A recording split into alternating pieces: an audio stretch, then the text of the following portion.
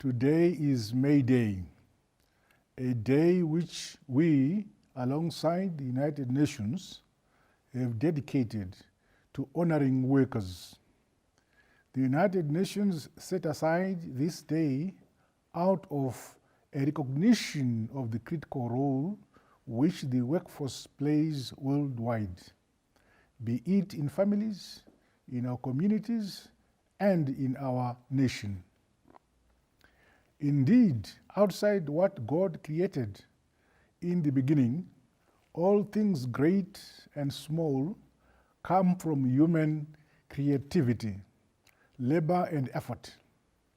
At the center of that universal creative effort is the worker, those men and women we today honor and celebrate. Happy Workers Day, dear Zimbabweans. I address you at a time when labor relations and labor protection have assumed grave, life-threatening dimensions worldwide. Whereas in the past, we used to worry about fair wages for a day's work or worry about skills and unemployment, yes, worry about the life of a worker beyond its active productive phase, that is, in retirement. Today we face a menace of unimaginable proportions. We face an overbearing global threat from a highly infectious, contagious disease we now know as coronavirus. The pandemic continues to blight millions of lives, claiming hundreds of thousands worldwide. As I address you, more than 3.2 million cases have been reported worldwide, and of these, over 225,000 have since succumbed. Recoveries stand at slightly over 1 million worldwide. What breaks my heart is that many from these staggering numbers of infections and deaths draw from the global workforce, prominently our workers in the health sector. In our case, infections now stand at 40, with 4 deaths recorded since the outbreak and 5 recoveries so far. By global comparison, we are still fortunate, even though the pain from lost loved ones is great and as acute as anywhere in the affected world. The pandemic is real and its spread is extremely rapid. We therefore are at great risk. As your president, I wake up every morning agonizing over the daunting prospect of an ailing workforce or to a frightful yet real grim chance of one more worker having succumbed to the pandemic. We have to avoid this at all costs. We cannot afford any more loss of life than we have already borne. This is why your government has had to take very tough yet unavoidable measures to safeguard life. Those measures may have brought our nation to a complete standstill and our economy to virtual shutdown. The challenges for you, our workers, and for your families have grown bigger and harsher. You have had to endure them with uttermost pain. There is more to the virus in relation to the worker. Not only has it stolen more lives, but daily threatens your jobs and thus your livelihoods. Families are in distress, as is also our entire economy. The greater part of the workforce stays at home, often without income. By extension, social life has been on total lockdown, making life very difficult for everyone. I emphasize greatly, but dread the inevitable horror of any let-up. We have to stay the course until we flatten the curve, slow down the spread, and eventually overtake the pandemic. Today, no one can plausibly argue that capital alone creates wealth or that technology alone manufactures wealth. Indeed, that natural resources, important as they may be, cannot alone pass for wealth. That too means at the heart of national policy must be the sustenance of this key cog in the social production of life itself, namely the worker. The worker must be able to reproduce his or her life, so he continues to work for humanity. That means giving him a living wage, one by which he can sustain himself and his family. This has to be the primary goal of any government, including our own. True, we often come short of this key goal, but the commitment to support and sustain the worker should and must always be there. Since last year, government has continued to adjust your earnings with a view to making them living wages. Yet the goal of taming inflation and the general cost of living has largely remained elusive, an ungraspable mirage. Elusive because of the successive droughts which continue to visit us, making our nation a net importer of food. Elusive because of punitive illegal sanctions which continue to beset us, closing possibilities for our economy. And now, even more elusive because of the global COVID-19 pandemic, which has thrown us and the rest of the world off rail into a severe recession. Predictably, our economy will close the year in the negative territory. So too will economies of the world, including the strongest ones. For us, agriculture, which is the mainstay of our economy and the biggest employer of our workforce, must recover and be sustained to make us a food-secure nation. Government continues to unveil a number of initiatives, including smart agriculture, presidential input support scheme, and a greater thrust on irrigation development to ensure precious jobs in the agricultural sector are secured and expanded. We must step up irrigation, both small and large scale, for climate-proofed agriculture and thus create jobs. We have targeted 80,000 hectares for irrigation under A2 and another 20,000 hectares under A1 and for communal areas.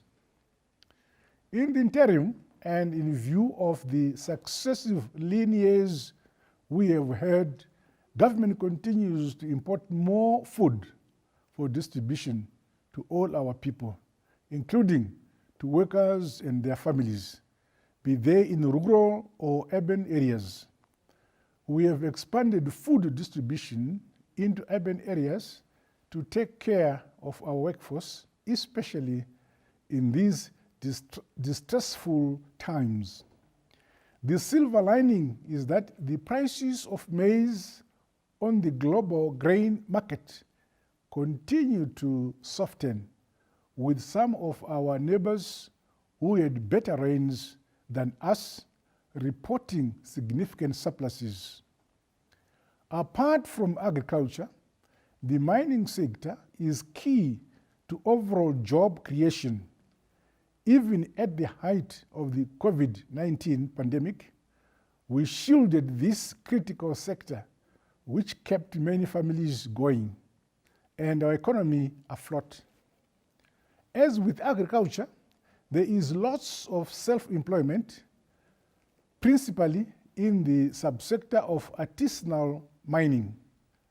Now that security concerns in that subsector have been stabilized, government will move resolutely to ensure clearer claims and mining rights and to support artisanal miners financially, technologically, and by way of better marketing mechanisms, especially in the area of gold production. I'm happy that while platinum prices have softened, those of iridium, rhodium, and palladium continue to firm up, with the last two trading at about US $8,000 and US $1,962 per ounce, respectively. This means what we lose on the swings of low prices for gold and platinum, we gain on the roundabouts of firming prices of other PGM metals. The message is thus clear: production, production, production for more jobs, better earnings, and for the rapid recovery of our economy. Mindful of the need to ensure safety of our workers from COVID-19 infections, we have now cleared the way for the opening of our tobacco floors. The measures we have taken to safeguard the safety of our workforce include a decentralized marketing mechanism, enforcement of screening, and observance of social distance during trading. We have also put in place bookings and deliveries which limit the numbers that gather around our floors on any one trading day. However important tobacco is to our economy, we should put the life of the worker above profit. While the global focus may be on workers in formal employment, our own peculiar economic circumstances require that we place greater focus on small to medium enterprises and on the broad informal sector. These subsectors have sustained the greater number of national livelihoods as our nation battles myriad adversities, whether natural or man-made. This means our programs aimed at defending and sustaining worker welfare must put these two subsectors at the heart of our policies. Already, government has decided to include special, well-tailored packages for SMEs and the informal sector in its overall post-COVID-19 stimulus recovery measures, which I shall announce shortly.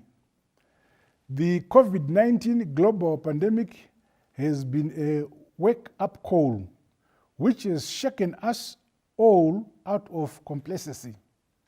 As a long-term measure against any such pandemics in future, we have to reorganize our SMEs and informal markets, large and small, so that both are public health compliant. That means spacing units and markets in line with requirements of public health standards, which must become a mandatory part of all our human activity and settlements. This is one big takeaway from the pandemic, and one with a direct bearing on the worker.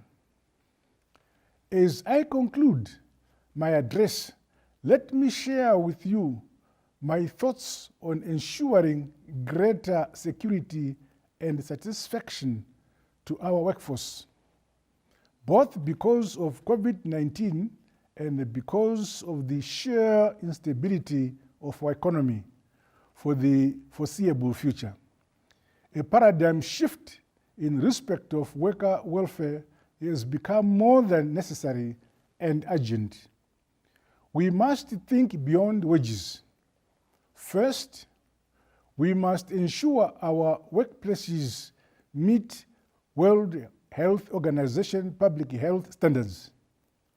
No sector or subsector must be exempt from this requirement, which must be enforced both in the interest of workers and that of greater society.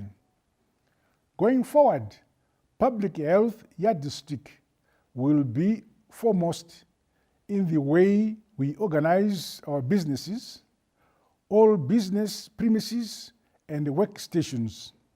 Second, we must ensure proper personal protection, equipment, and facilities at all workstations.